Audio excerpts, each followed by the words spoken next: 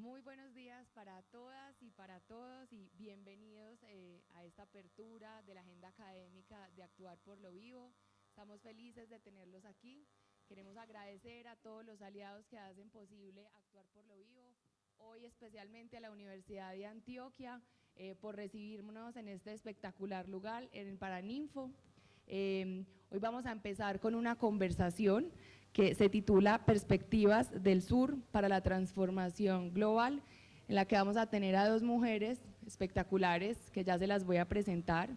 Hoy la conversación va a ser cómo hablar de regeneración desde una óptica del sur, entendiendo que la transformación global no solamente se trata de desarrollo económico, sino también de justicia social, de equidad, de preservación de la naturaleza y de empoderamiento comunitario. Se enfoca además en la promoción de sistemas alternativos que respeten los derechos humanos, culturales y ambientales, y en la construcción de relaciones de cooperación y solidaridad entre los países del sur global y del norte global para construir un mundo más justo y más sostenible para todas las personas. Hoy nos acompañan dos mujeres que, como les digo, increíbles. Vamos a tener esta conversación en 3 idiomas, que además creo que eso hace muy diverso también hablar del sur. Las 3 somos del sur.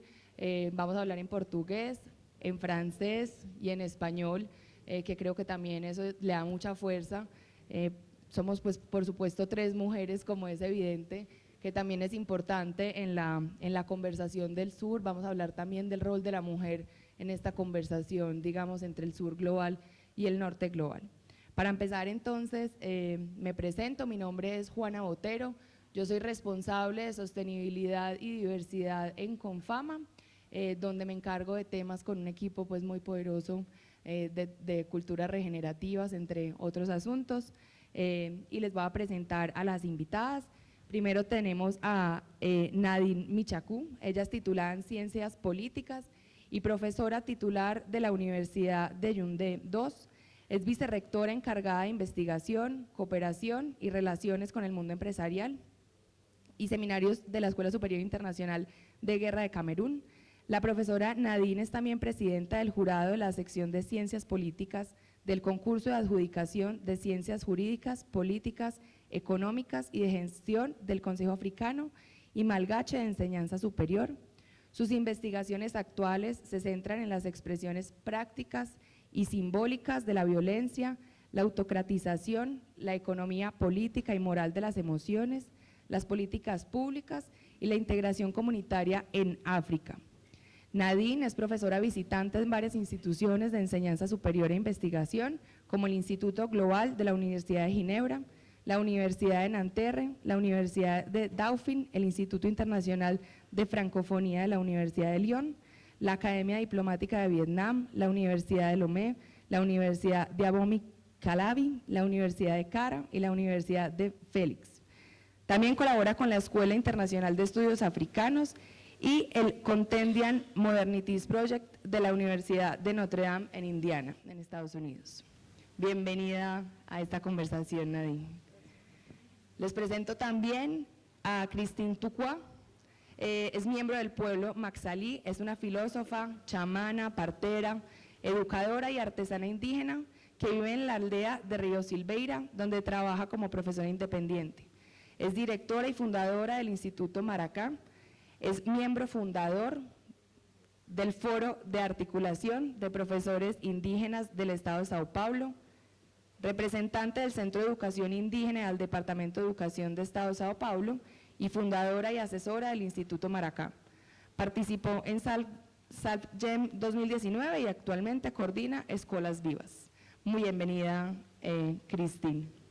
Bueno, y para empezar esta conversación sobre las perspectivas del sur global, lo primero que queremos conversar, y es una pregunta para las dos, es cuando hablamos del sur global, ¿a qué nos referimos? Para que le hagamos un marco al sur.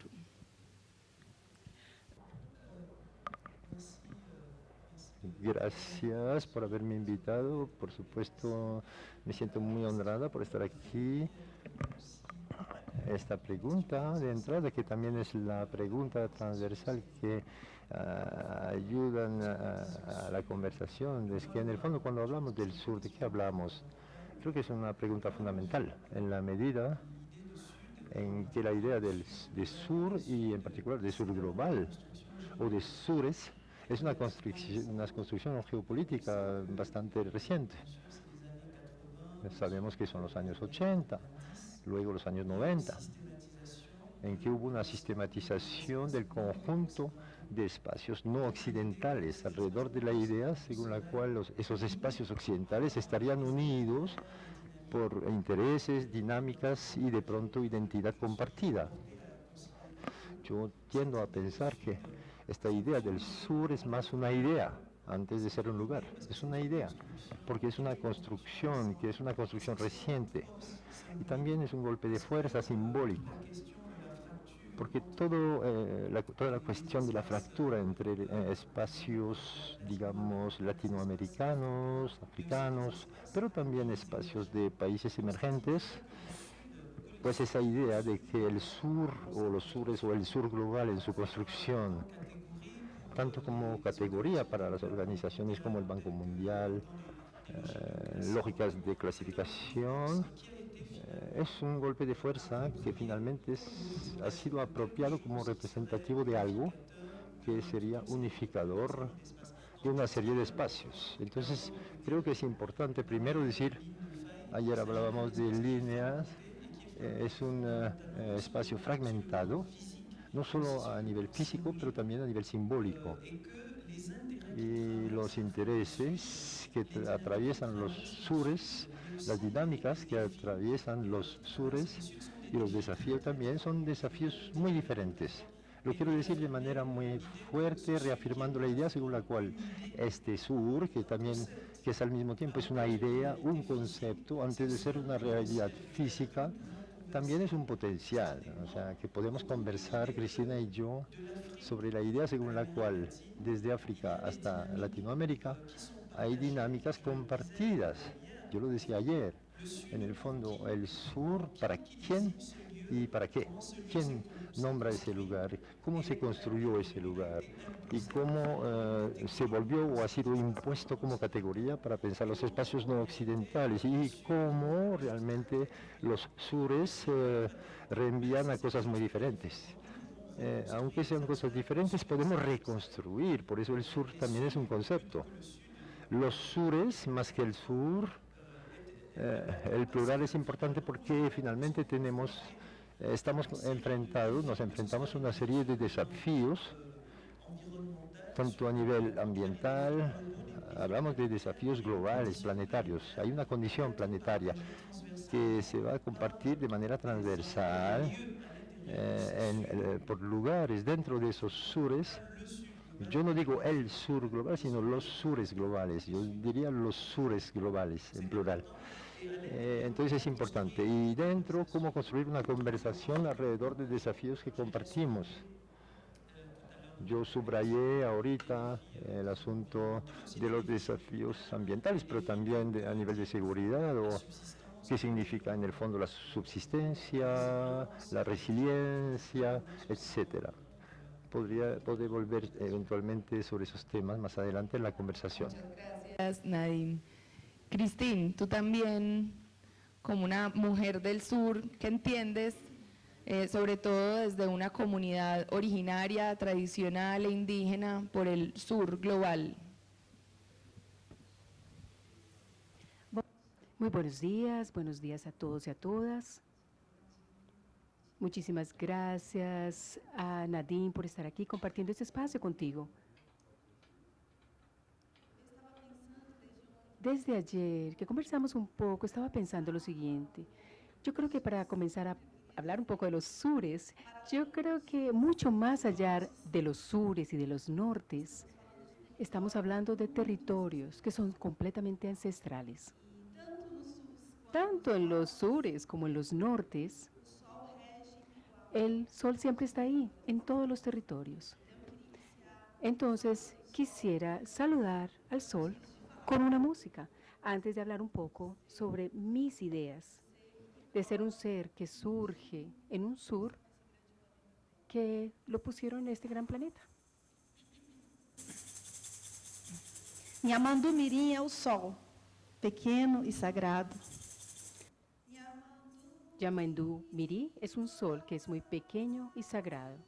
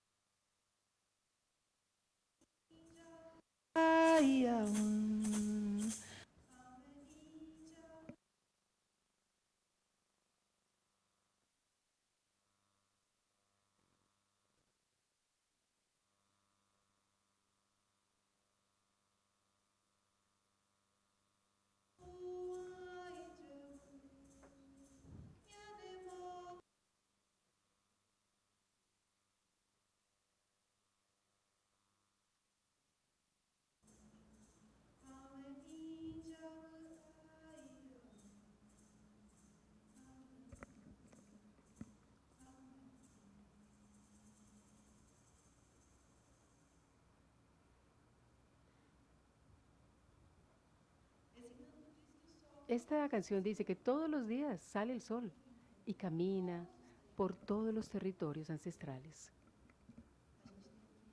Tenemos que reaprender muchas cosas. Al amanecer tenemos que saludar el sol, los territorios en los cuales vivimos, y a partir de ese pensamiento, de seguir como mujer por este camino, yo pienso que siendo una mujer del sur, de Brasil, de una región de la Mata Atlántica, que es uno de los bosques tropicales que más está amenazado de extinción en el planeta, porque es justamente donde la colonización sucedió, saqueando, robando esos saberes y esos seres espirituales que vivían Añerú, como le llamamos la Mata Atlántica, Añerú. Entonces, ser del sur significa sentir esa relación de cómo saquearon y de una observación de séculos atrás que trata de inferiorizar todos los pueblos que en ella habitan.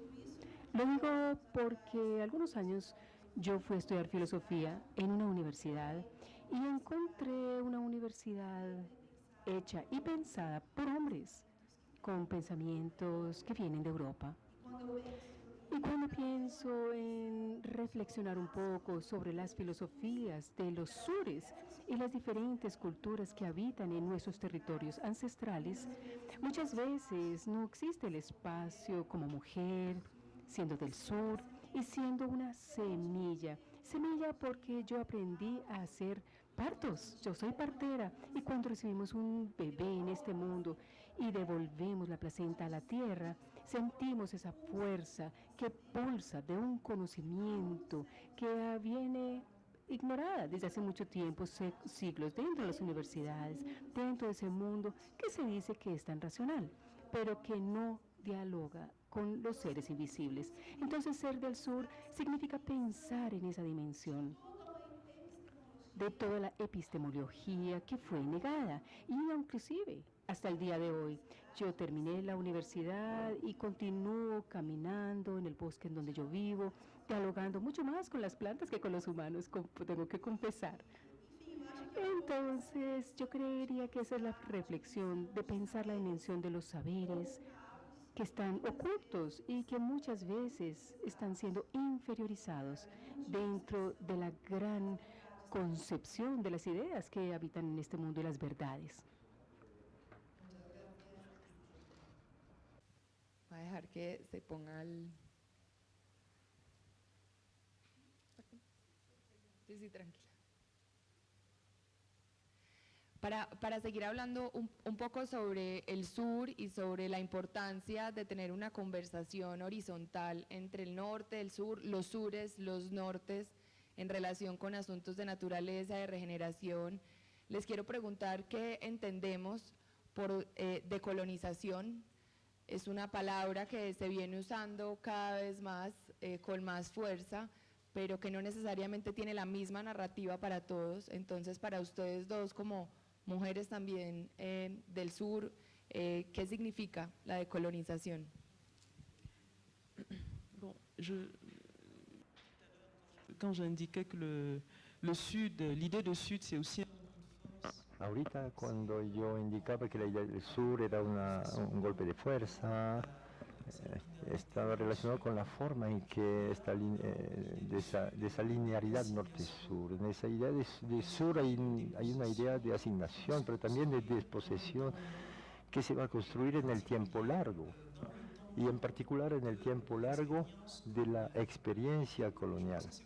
Y pienso que también es un punto a partir del cual podemos fijarnos en líneas de falla muy profundas, de quiebre muy profundas, porque en ese sur global todas las posiciones en ese sur no se enfrentan a las mismas posiciones históricas.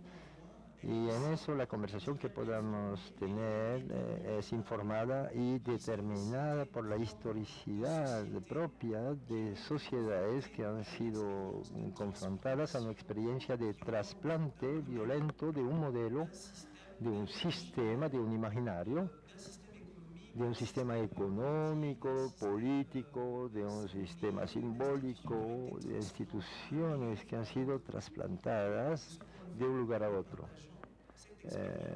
Desde este punto de vista compartimos esa experiencia violenta que reproduce sus efectos aún en el presente. Cuando hablamos de la colonialidad, que es determinante para la experiencia de ser del sur, cuando nos presentamos, yo lo decía ayer a Bertrand, pero si me preguntan quién soy, yo diría que soy una mujer del sur.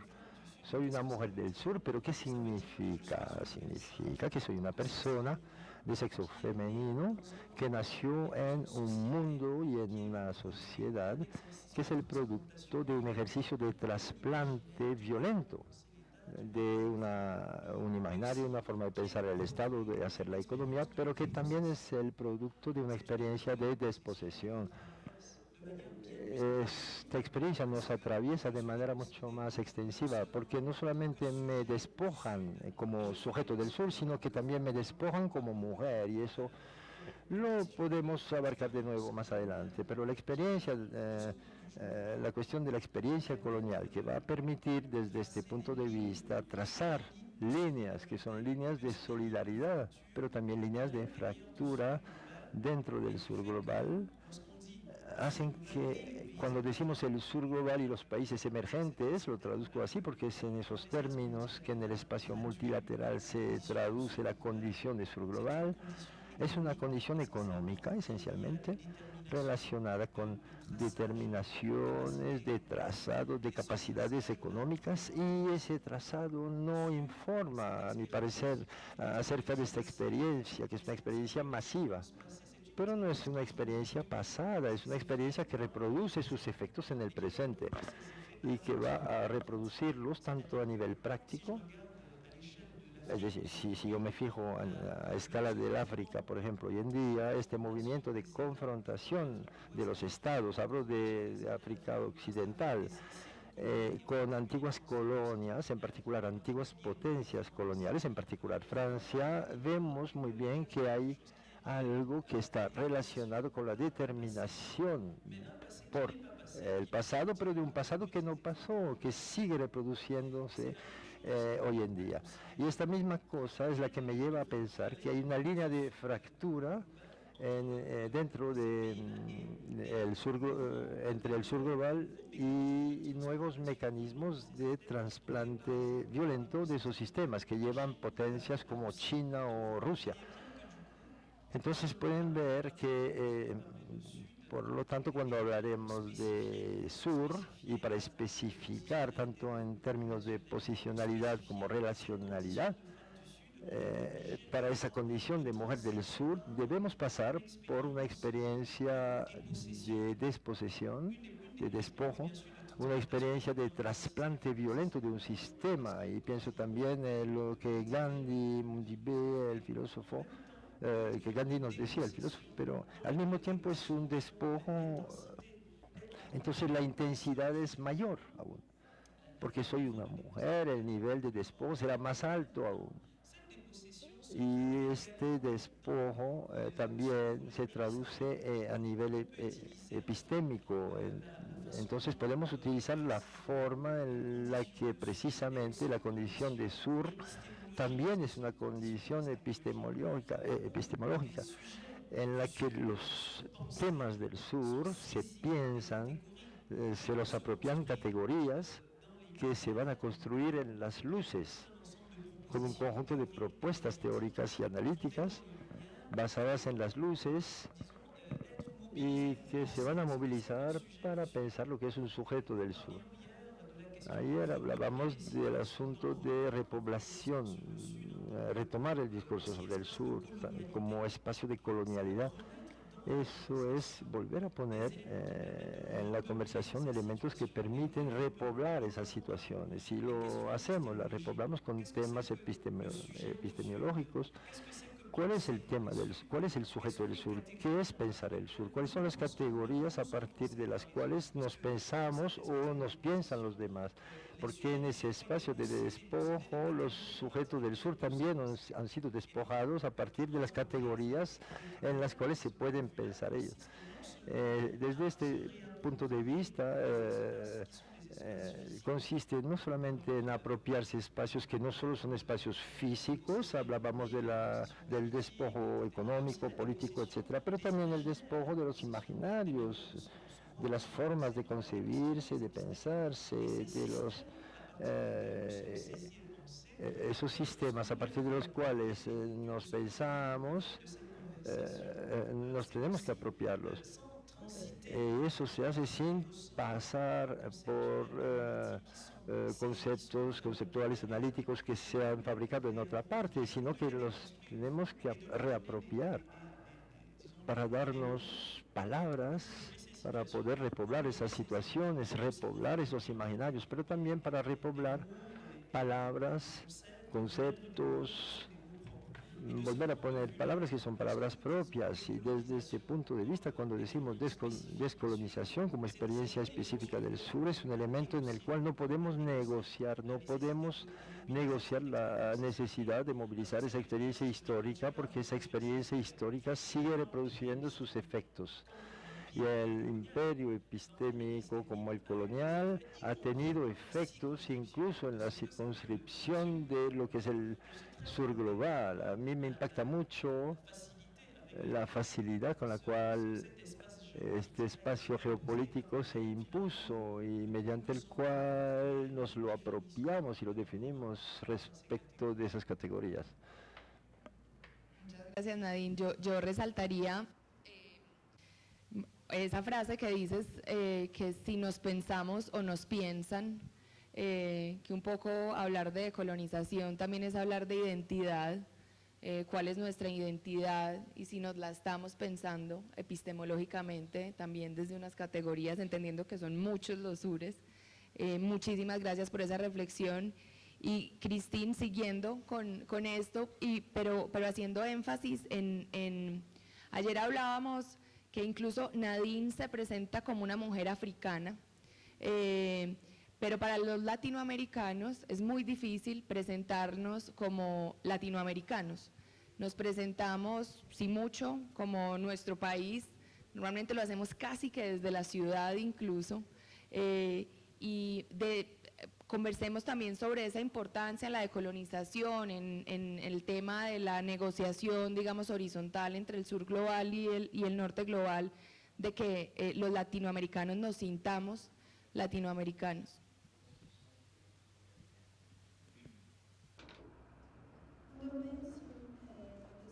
Cuando pienso en la descolonización, pienso en reventar esa bomba de la monocultura que está sucediendo en todos los mundos, de los sures y de los nortes.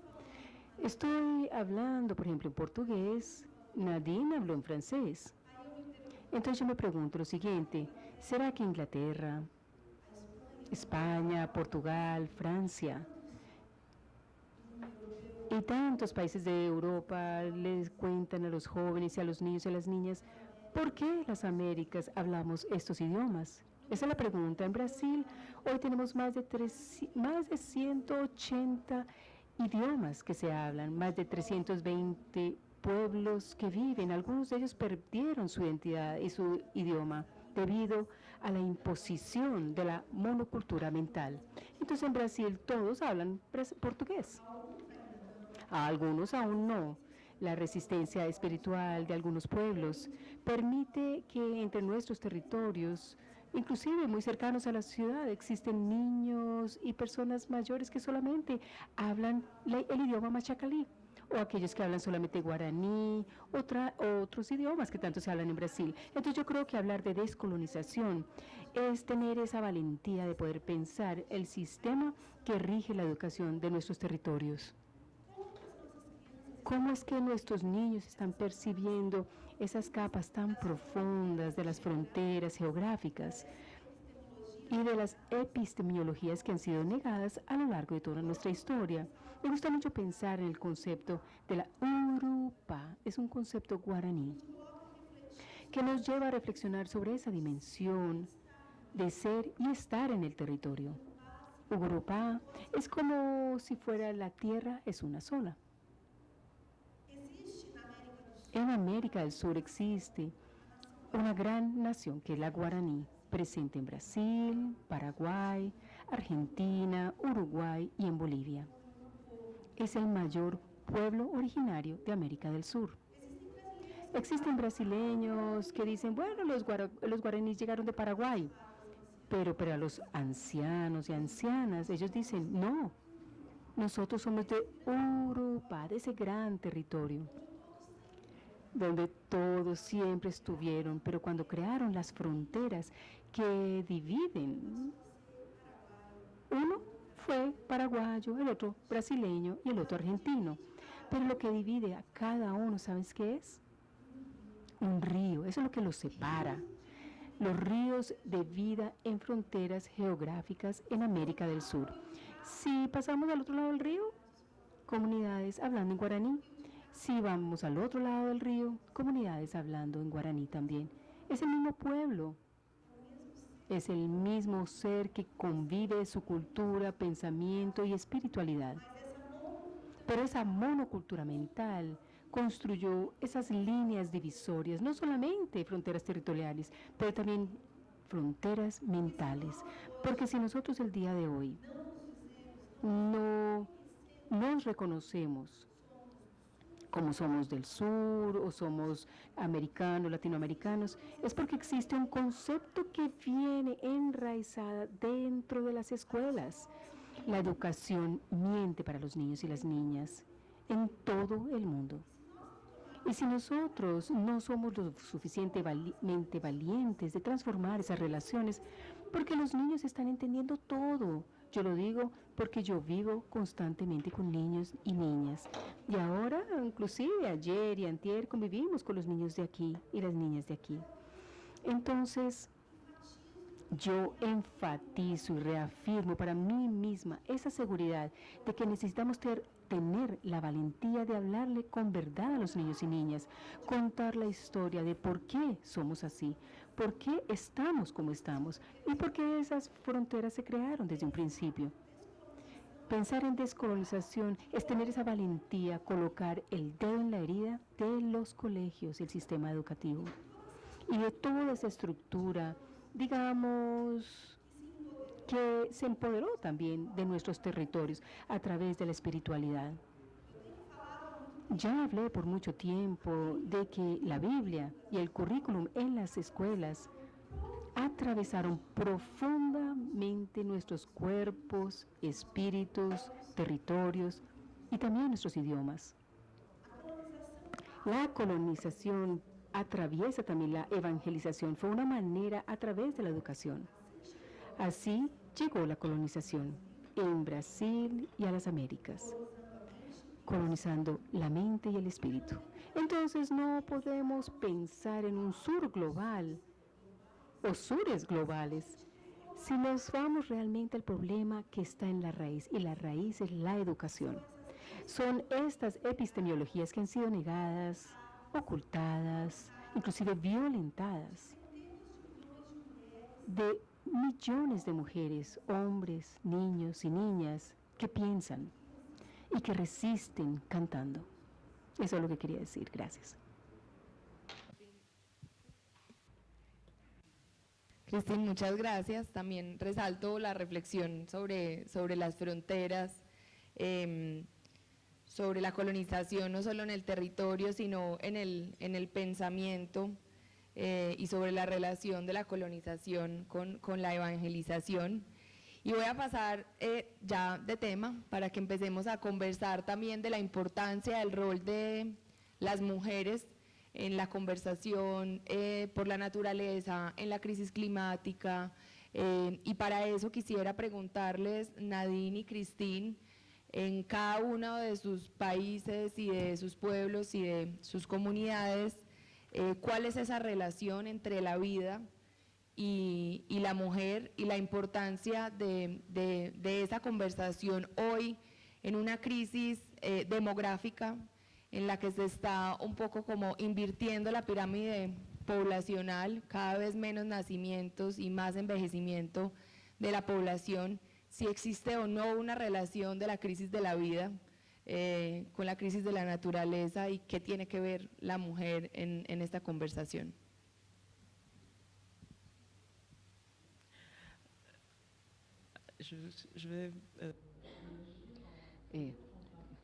Yo quiero empezar partiendo, es una posición que fue anunciada en el año 61, cuando Franz Manin dijo que la condición incluso era una crítica de nuestro tiempo, que les voy a leer la citación.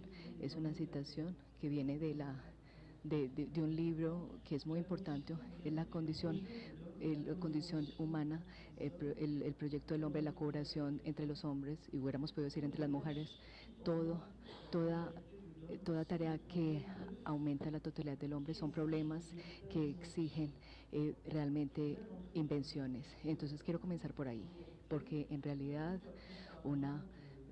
hablando de nuevo de donde yo vivo, es decir, del Camerún, quiero recordarles que hay algo en la condición planetaria que es fundamentalmente, creo, en esta condición humana y en esta condición planetaria. Hay algo que es muy importante, que está condicionada a la condición de ser. Hay algo que se juega más allá de la condición que nace. Entonces yo traigo de nuevo la fórmula de la crítica.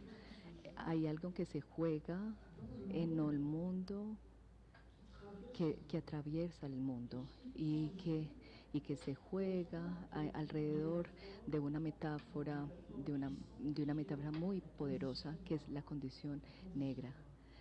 Y es una condición que no es una condición racial, es una condición que es un reflejo de la brutalidad, de la disposición y de la delegación. Es una condición transversal en todas las sociedades, donde la condición negra es la metáfora a partir de la cual pensamos el declasamiento del ser. Entonces yo entro por ahí. Quiero decir que hay muchos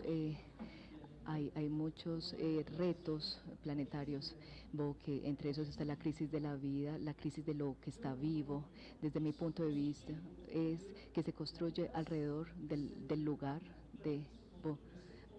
que se construye a partir de esta condición, y que es una condición que es transversal en los diferentes países y sociedades, y que está conectada con la manera precisamente en que la vida es atacada, y que progresivamente no es vitalizada a través de condiciones económicas, políticas, y África va a ser el reflejo más importante y el más importante de esta situación de desposesión. Es importante hablar desde ahí. Entonces desde ahí le podemos decir al mundo lo que las sociedades atraviesan, es decir, esta crisis de la vida y esta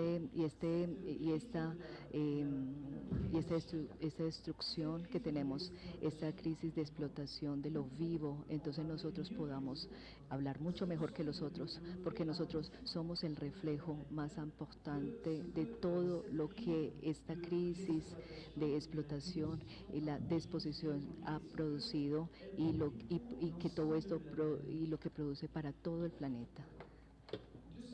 Desde este punto de vista, una movilización que es a la vez de sociedades,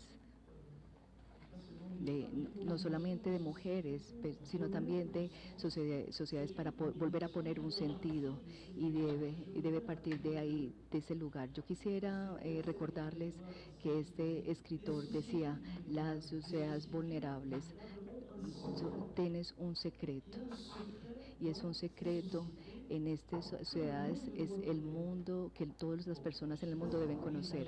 Yo no sé si ustedes pueden imaginar en Haití, miremos Haití, hay un secreto que Haití tiene, hay un secreto que esta sociedad que ya no tiene, que son brutalizados, que se confrontan a todas las formas más extremas de depredación, y esta sociedad tiene un secreto que todo el mundo tiene que conocer. Cuando lo dice, yo reflexioné mucho sobre esto, finalmente, lo que tenemos que decir, y esta posición que tenemos nosotros los africanos, los africanos, donde también en realidad es muy diferente. Y este secreto sobre la relación de equilibrio entre lo humano, la comunidad y lo que está vivo, que debe ser absolutamente compartido, y diría que nosotros no tenemos el monopolio, pero hay algo que nosotros tenemos que decir sobre la necesidad del hombre, la condición humana. Poco importa el lugar donde estas condiciones pasan, de volver de nuevo a esta confrontación de la crisis de lo vivo a partir de una reconexión del hombre, del otro, del otro que está al lado, y de lo vivo, y esa reconciliación y esta otra manera de nombrar. Yo no sé, no estoy segura que nosotros estamos muy avanzados tampoco, porque la intensidad con la cual estas sociedades han sido vaciados, la intensidad con la cual fueron vaciadas, y yo no sé cómo todavía están de pie. Entonces hay que mirar cuáles son las lecciones a partir de las cuales podemos volver a poner la vida, cómo volver a poner vida. Un elemento que me tocó mucho cuando yo preparaba esta conversación, la proposición del feminismo descolonial, bueno, que es antiguo. Es muy charro que yo iba a leer sobre el feminismo colonial a partir de proposiciones de Françoise Berger. No sé si la conocen, a esa escritora. Yo fui muy tocada por el hecho de que, preparando esta conversación, ¿qué es? ¿De dónde viene el feminismo decolonial? ¿Qué es en América Latina? ¿Dónde en América Latina surgió todo esto? Yo estaba como incómoda por no tener toda esta información, y yo veo que hay epistemologías que son relativamente viejas y que son propuestas muy simples. La supervivencia de la humanidad se basa en una reapropiación, es decir, es una nueva soberanía de la mujer sobre lo viva. Es una proposición muy simple. Lo que usted me pregunta, nosotros como mujeres podemos decir sobre esta crisis de lo vivo. Entonces nosotros tenemos esa propuesta que tiene que ver con el feminismo decolonial. No voy a entrar mucho en este tema. El discurso feminista ha estado también en la transplantación de preposiciones occidentales hacia las sociedades africanas. Ha sido de una cierta manera la imposición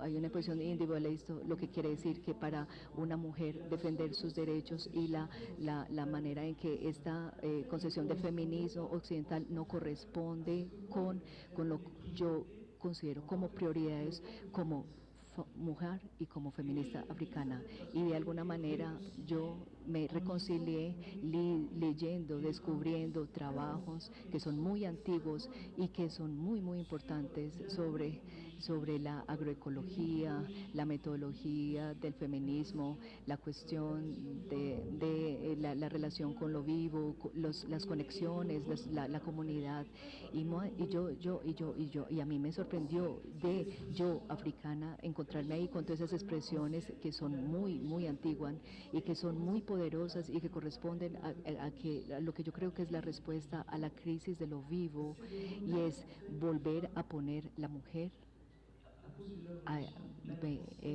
con su relación de matriz con lo vivo, que vamos a encontrar ahí y ponerla de nuevo en la sociedad, y la regeneración de lo vivo. Es un trabajo a personas que dan la vida, el hecho de poder dar vida. Y también lo que comprende todo lo vivo, es una responsabilidad particular que las mujeres en sus diferencias tienen, y esas mujeres tienen que volver a un primer lugar para poder aliviar esta crisis, renombrar a la vez todos los aspectos de las sociedades que están mal en el plan económico, social, económico. Bueno, tal vez también hablaré sobre la crisis de los sistemas políticos y cómo hay en todo este discurso de la mujer en las relaciones con las relaciones con el otro. Hay algo que, siendo mujer, hay algo que yo tengo en mi discurso con la necesidad de reparar, no solamente la sociedad, pero también las instituciones. Hay algo muy poderoso en la reparación, en esta manera de poder hacer algo por esta crisis, que es probablemente ligado al lugar de la fama. Hay una línea que va a trazarse en el devenir de las sociedades por el lugar que las FAM van a tener en esta conversación, en lo económico, social, ecológico. Todas las líneas, todas las dimensiones de la crisis pueden estar, pueden tomarse de las categorías minorizadas. No son minoritarias, son minorizadas, y si reencuentran el poder, van a poder reparar las sociedades. Yo no sé si respondí a su pregunta. Yo creo que sí, de una manera más amplia y mucho mejor de lo que yo hubiera podido preguntar. Cristín, para ti, para que hablemos también de esa relación de las mujeres, la crisis de la vida, particularmente desde tu experiencia también como partera, y en una comunidad indígena, esa relación entre la vida, entre parir y la naturaleza, y la importancia de ese respeto también en el nacimiento y en la vida para que podamos conversar de lo vivo.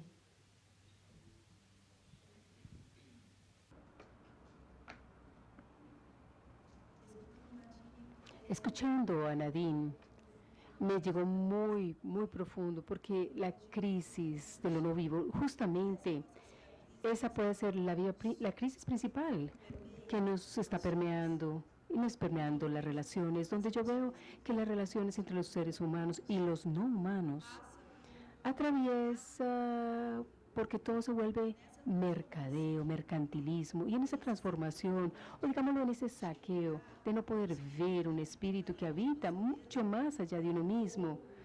Pensaré, por ejemplo, en el niobio, en el oro, cualquier otro mineral, en el agua. No ver esas relaciones es matar el ser que está ahí. Entonces yo creo que la crisis atraviesa esa arrogancia humana de no entender lo que está al lado de cada uno de nosotros. Lo que yo pienso en mi territorio, por ejemplo, los niños y niñas que viven con nosotros y todas las relaciones que construimos y que observamos. En Brasil existe una situación realmente es una necesidad o una imposición para controlar la natalidad. Las personas tienen miedo de tener muchos hijos o las personas planean tener hijos. Entonces tienen que tener trabajo, salario, casa, tienen que tener una estructura para poder tener un hijo. En nuestras comunidades las personas tienen hijos, naturalmente. Hay niños de 13 años que ya tienen sus propios hijos. Yo tengo una cuñada que ya tiene 9 hijos y otra 7, otra 8, y eso es normal en nuestra comunidad. Eso no es un problema. Uno vive y convive con ese ser que está dentro de nuestras relaciones y que construye en el territorio en el cual vivimos. Existe también una ética y una sabiduría que es silenciosa, y muchas mujeres de diferentes pueblos es en la manera como se relacionan con las cosas en su territorio, cómo se relacionan inclusive con los hombres y en el liderazgo para gestionar esas relaciones dentro del territorio. Entonces, cuando yo hablo o escucho de crisis, siempre pienso en el pensamiento. ¿Cuántos pensamientos han sido formateados para que podamos llegar a un punto X? Entonces, desformatear nuestros pensamientos posiblemente podría ser el primer paso de poder volver a escuchar a nuestras abuelas, nuestras madres, nuestras hermanas y a nuestras hijas, hijos también. Pienso mucho sobre esto, sobre la necesidad de conectarnos directamente con esas raíces ancestrales en las cuales nosotros provenimos de ahí, porque el solo hecho de parir, saber nacer, es un saber ancestral de una ciencia profunda que todos los pueblos del mundo siempre lo supieron hacer.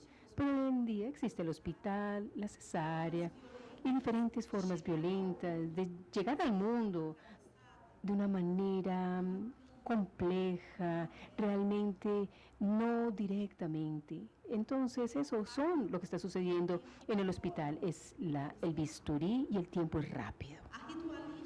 La ritualística que se hace por detrás de las relaciones, donde lo vivo se concibe, sea, no sé, para preparar un alimento, cuidar una planta, o pariendo un hijo, o compartiendo un conocimiento, es donde proviene la vida y pulsa. Dentro de esos quehaceres y saberes existe un ritual que es cotidiano. Entonces yo pienso que las relaciones no vivas, donde todo se volvió un mercantilismo, donde todo se plastificó en el tiempo de rápido, porque tiene que ser todo rápido y para allá. No puede parar para respirar, para sentir. ¿Qué fue lo que soñamos el día de hoy, por ejemplo? ¿Será que despertamos y pensamos?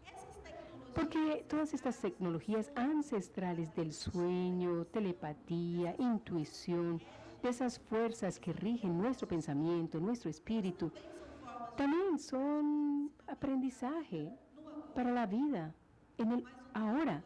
Pero en este momento acelerado del ya no nos permite dialogar con esa sabiduría. Nuestras abuelas siempre nos enseñaron a estar en silencio, a escuchar lo que está alrededor de nosotros. Y esto es vivo, es constante, verdadero. No está escrito en los libros.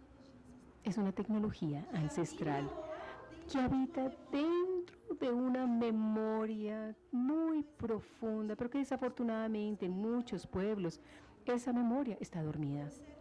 Yo lo puedo ver, culturas del mundo andan con sus memorias que están dormidas. Y es por esto que hoy tengo que hacer lo que tengo que hacer, y eso es lo que hago, que es llamar la atención, es promover escuelas vivas, realmente para despertar las memorias, para hacer con que las personas se conecten con lo vivo, aquello que está vivo dentro del territorio, de su vida, de su cultura, de su historia y de su relación con esa mujer que te dio vida, con esa abuela que te enseñó y con todas esas relaciones de esos seres que están aquí, que nos rodean. Esto es una relación muy profunda, una relación. Cuando pienso en la crisis de lo vivo y no vivo, de lo humano y lo no humano, y cuánto necesitamos realmente desformatear o resetear para poder reactivar todas esas memorias que hacen que estamos vivos, porque estamos vivos. Es simplemente una reflexión. Gracias. Muchas gracias, Cristín. Qué bonito eso también de recordar el silencio y que el silencio también está vivo y que lo necesitamos para resetearnos y volver a pensar.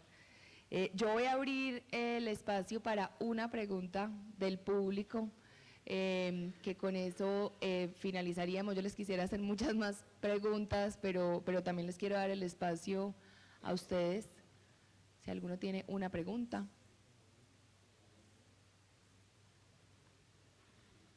Y si no tenemos, yo puedo cerrar con una, Cristín y Nadine, que lo conversábamos ayer. Parte de la audiencia que nos acompaña hoy son personas que trabajan para empresas del sector privado, y yo quisiera que pudiéramos hablar de una reflexión que pudiéramos llevarles a ellos sobre el tema del sur, de la decolonización, de la regeneración y de todos los temas que estamos hablando. A propósito también, lo conversábamos ayer las tres, de la crisis de la confianza que hoy existe, institucional, interpersonal. Hoy hay desconfianza en las instituciones públicas, desconfianza en el sector privado, desconfianza entre nosotros mismos, temores seguramente entre los distintos. Entonces, para que terminemos como con un mensaje también que ustedes le quieran dar a estos líderes que están aquí presentes y que hacen parte de las empresas.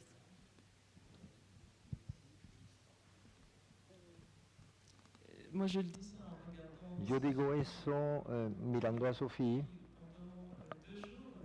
quien durante 2 días dijo mucho que en esta relación entre el Estado, el sector privado y la sociedad había algo, había un lugar muy determinante en la forma en que se enfrentan las crisis de lo vivo. Yo quisiera recordar, sin embargo, que en estos últimos años las crisis, obviamente la crisis del Estado es una crisis financiera del Estado. Hubo en estos años pasados, incluso con la COVID, hubo un empobrecimiento de los Estados, empobrecimiento financiero de los Estados. Y hay una ampliación o extensión de la riqueza privada. Es decir, que se está ocurriendo algo, por eso es muy importante esta conversación, pero el asunto de la crisis de las instituciones también es el asunto de la dinámica del enriquecimiento de las sociedades, el asunto de la dinámica del poder, incluso económico en las sociedades. A mí me impactó el hecho de que en pleno COVID, aunque se empobrecieron nuestras sociedades globalmente, pero hay gente que se enriqueció mucho. Aquí hay un paralelo interesante con lo que ocurre alrededor de lo vivo, porque debemos entender que la crisis de lo vivo, la crisis de la explotación violenta y feroz de lo vivo, y esa explotación es primero una explotación privada, enriquecimiento privado, que es completamente inédito y sin ninguna consideración sobre los límites que casi se alcanzan. Límites ambientales, ecológicos, y desde este punto de vista la conversación debe construirse de manera no inocente. Yo uso esta fórmula de Naraway, el tema de la no inocencia. Debemos entrar en conversación de manera no inocente con el sector privado. ¿Y qué podemos decir? Hay que decir una cosa. En la perspectiva, en este caso de perspectivas ecológicas, recuerdo aquí un poco los puntos sobre los cuales he reflexionado, de la formación de regímenes internacionales, sigue las normas en materia ambiental, y en estos últimos años en la producción de casi 500 textos, es que hay una producción normativa muy intensiva en nombre de la protección de lo vivo, pero esa producción normativa no la acompañan efectos en términos de protección de lo vivo, etcétera. Entonces hay algo en esta disyunción entre los esfuerzos planetarios de llevar desafíos, de poner normas y plantear límites también a las empresas para decirles hasta dónde pueden llegar en la explotación, y el carácter no implementado de esas medidas. Y eso me llevó a pensar que hay algo en el nivel de conversación y la sinceridad de la conversación con el sector privado que debemos reconsiderar. Globalmente, los límites o las obligaciones impuestas a las empresas son alrededor de un principio de responsabilidad y consiste en decir, ustedes explotan, entonces deben devolver algo. Yo quiero decir que esos mecanismos tienen un nivel de obligación tan bajo, de compromiso tan bajo, que las empresas no pueden autolimitarse. Las empresas no pueden autolimitarse porque las normas planteadas para limitarlas no son eficientes. En general se basan esas normas en niveles de consenso que son muy cobardes, tan cobardes que, mire, todo el movimiento de los COP, el resultado y la eficacia de esas conversaciones, que a mi parecer es casi nula.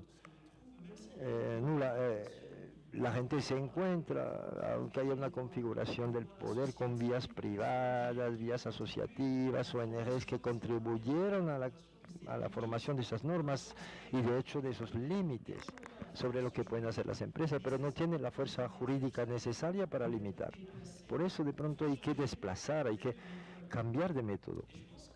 Y pienso que cambiar de método, en el sentido de la no inocencia, es poner en plano los intereses, que son intereses económicos claros de esas empresas, es ponerlos sobre la mesa en plano de manera transparente y enfrentarnos a los que explotan lo vivo respecto ahí también de la sostenibilidad o durabilidad de sus beneficios o de su explotación. Yo no quiero volver acá porque tuvimos un testimonio muy emocionante ayer por la noche sobre esta destrucción increíble que de esa destrucción de las que aquellas empresas pueden ser responsables. Ayer se compartió esa experiencia, pero lo importante es que los estados han elegido no enfrentarse. Los estados escogieron no enfrentarse y las fuerzas sociales y mediáticas no están en capacidad de obtener una inflexión. Entonces, ¿qué hay que hacer? ¿Hay que entrar en formas más radicales de intervención o de presión? Yo creo que no, por una razón sencilla, porque una confrontación más radical llevaría a una movilización del Estado en apoyo a los intereses económicos. Entonces, pensemos juntos, reflexionemos en la forma en que podemos repensar esa idea de responsabilidad social de las empresas, como todos los mecanismos implementados, sean mecanismos de certificación, de patentes, que implican nuestra responsabilidad a todos, qué es lo que compramos, qué consumimos. De hecho, somos los instrumentos de la perpetuación de esos intereses, porque consumimos lo que producen aquellos que destruyen lo vivo. Entonces yo pienso que desde este punto de vista debemos desplazar la conversación a escala societal, porque nuestros estados, en nombre de obligaciones económicas, han demostrado que no estaban en capacidad de asumir esas conversaciones, no están en capacidad de imponer mecanismos para que esas empresas se detengan. Entonces debemos desplazar la discusión hacia el terreno societal. Pero yo insisto mucho sobre la ética del rostro. La película que nos presentaron anoche, yo digo de nuevo, en Alberta, esa es la verdad. He aquí la verdad. Con imágenes y lo que vivieron los niños, ¿no? La violencia son el precio, pero ser capaces de enfrentarlos de manera calmada, tranquila, y de explicarles qué significa explotar lo vivo. Yo creo que la cuestión de la ética del rostro es la idea según la cual cuando nos vemos tenemos frente a frente los efectos de lo que hacemos. Entonces pienso que hay un compromiso ético diferente. De pronto debemos reconfigurar los términos de la responsabilidad de las empresas mediante otras narrativas, otros mecanismos de puesta en responsabilidad o de responsabilización. Y uno de esos mecanismos, sin confrontación violenta, sería poner a la gente frente al rostro o a los rostros de los que son víctimas de la predación. Yo pienso que obviamente no podemos desconectar esa conversación de la salud democrática de nuestras sociedades. Tenemos sociedades en las que tenemos un derrumbe del sistema democrático, en que todos esos espacios intermediarios donde la sociedad puede valorar sus intereses son espacios que han sido destruidos por los estados, de nuevo, en nombre de normas y también de intereses políticos. Entonces, cuando nos enfrentamos a las empresas, debemos enfrentarnos también a las estructuras políticas en las que vivimos, y enfrentándonos a ellas en nombre de la democracia ecológica, de la democracia de lo vivo. Hablamos mucho en África de la democracia sustantiva, con esta dimensión ecológica esencial. Consiste en juntar las dimensiones ecológicas, pero también la política de esta destrucción. Es el asunto de la desposesión de las sociedades. No participamos en la manera en que nos dirigen, fundamentalmente. Es decir, que a escala de los territorios, cuando los territorios son explotados, ¿en qué medida la palabra de los que viven en ese territorio, cuyo destino está relacionado con el territorio, en qué medida se tiene en cuenta o lo tiene en cuenta el político? Entonces, aunque hablemos con las empresas hay una discusión mucho más amplia, fundamental, que es el asunto de la crisis de la democracia. No es una crisis que solamente afecta a las sociedades africanas, es una sociedad que tiene que ver con todas las sociedades. En todas las sociedades observamos un endurecimiento del poder, una ceguera del poder, una incapacidad del poder sobre lo que se está jugando, apostando en los territorios, y se requiere una confrontación frente a frente. Muchas gracias, Nadine, y pues también devolver esa responsabilidad a la sociedad civil, que finalmente también es esa democracia de lo vivo. Por acá hay algunos líderes empresariales que hacen parte de un movimiento en el que constantemente se dice que cada que compramos algo, votamos también el mundo como lo queremos ver y como queremos vivir. Claro, adelante. Je voudrais dire rapidement. Yo quisiera decir rápidamente algo sobre la forma en que la gobernanza política hace que las empresas sean irresponsables, para no ser demasiado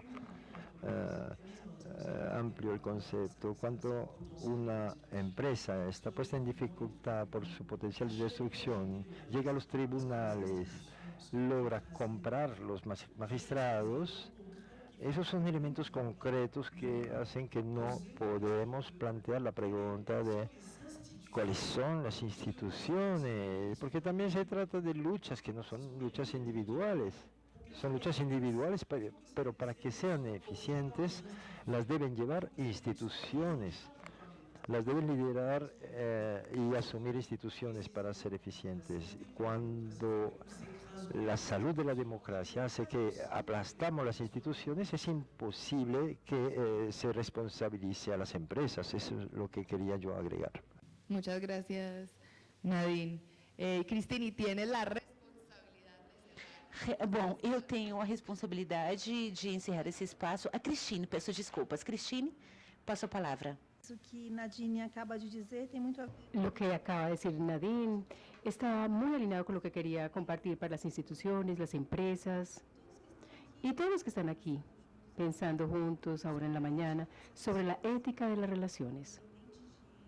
Independientemente cuál sea la relación, cuál es la rama, por ejemplo, de trabajo que esa institución esté trabajando, esa ética del entendimiento de hasta dónde puedo yo llegar, cuál es el respeto. Yo creo que todo eso es fundamental para la organización y para el equilibrio, para realmente hablar del buen vivir.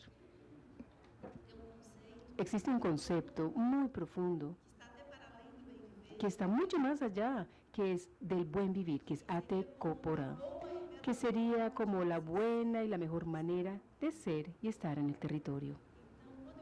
Entonces, cuando pienso en todo ese desorden que ha sido generado a través de la historia, y en Brasil nuestra en bandera dice inclusive orden y progreso, pienso en tantas y tantas instituciones que insisten de no ver lo que está al frente de ellas, de esas empresas que son seres que tienen un espíritu como ellos mismos y que conviven en un territorio que es la tierra.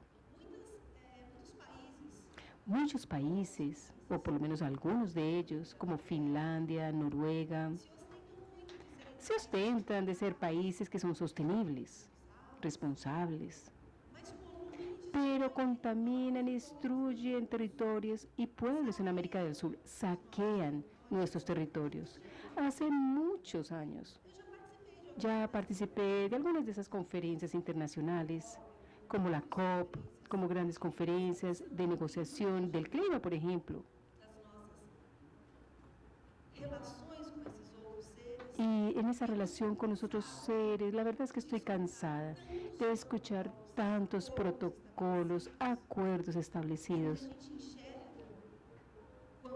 Y lo que vemos o sentimos cuando estamos sentados al lado del río Magdalena, del río Dulce, del río Paraupeba, es sentir que todas estas palabras son absolutamente efímeras. Esos acuerdos invierten millones y millones. ¿Para qué? Ahora, ¿será que las personas realmente están comprometidas en escuchar, en practicar esa ética? Entonces, las empresas, instituciones que hacen parte de esa relación de organizaciones de la sociedad necesitan realmente prestar atención a eso. ¿Cuál es ese compromiso ético entre lo que se habla y lo que se dice y lo que se hace? Porque si hablamos una cosa y hacemos otra, las contradicciones humanas son justamente donde habita la crisis. Y es tan difícil ser coherente, es tan difícil practicar esa ética en el día a día, en la micropolítica, inclusive de nuestros territorios. Yo sé que es muy complejo todo esto y transformar y modificar esas relaciones. Y no es simplemente tener un símbolo verde. Recuerdo muy bien de Río +20, cuando tuvieron ese gran encuentro de muchos países en Río de Janeiro, para poder discutir el tema del clima. Yo era mucho más joven en ese momento. Y yo me quedé observando todos los jefes de Estado, líderes y personas importantes, que se creen importantes, y crearon también esos conceptos como una economía verde. Pero ¿verde hasta qué punto? Me preocupa mucho todo eso, porque me preocupan los niños, las niñas. ¿Qué estamos realmente dejándole a los niños y a las niñas? ¿Que puedan jugar al lado de un río? ¿O seguir consumiendo botellas plásticas de agua, todas teñidas, para que sean limpias, ¿no? Entonces yo pienso que las empresas y las instituciones necesitan transformar esa relación de ese mercantilismo con ese espíritu que habita de aquello que te mueve a hacer ese trabajo, sea el trabajo que sea, es necesario, es urgente y es ahora. No tenemos tiempo para esperar. Escribir acuerdos, el cambio tiene que comenzar ya, dentro de nuestros consumos y principalmente dentro de nuestros pensamientos. Eso es lo que yo quería decirles. Muchísimas gracias por su atención y esta mañana tan valiosa. Muchas gracias. Y muchas gracias a ustedes por la asistencia.